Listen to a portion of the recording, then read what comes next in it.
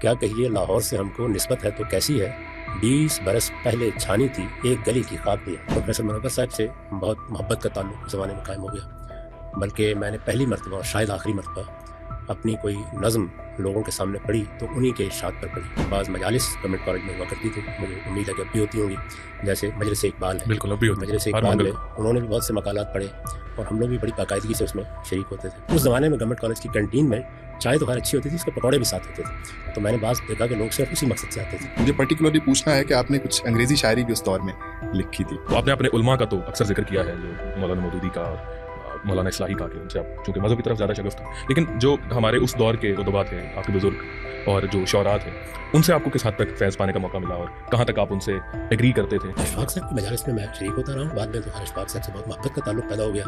وہ ہمارے ادارے میں بھی کئی مرتبہ تشریف لائے، میرے گھر بھی تشریف لائے۔ مولانا مودودی کے ساتھ آپ کی پہلی ملاقات کا حوالہ سننا چاہیں گے۔ ہمیں یہ جملہ سننے کو بارہا ملا کہ غامدی صاحب جو ہیں وہ لاہور کا انسائکلوپیڈیا ہے، اور جب کبھی ہم المورد کے لوگ اکٹھے لاہور میں کہیں پہ جاتے ہیں تو ہمیں ساتھ ساتھ بتایا جا رہا ہوتا ہے کہ غامدی صاحب یہاں سے سموسہ کھاتے تھے، یہاں کے ان کو حلیم پسند تھا، یہاں کے ان کو دال چاول پسند تھا۔ اس دور کی تفریحات وہ اندرون شہر یا اس کے گرد و پیش میں تھی۔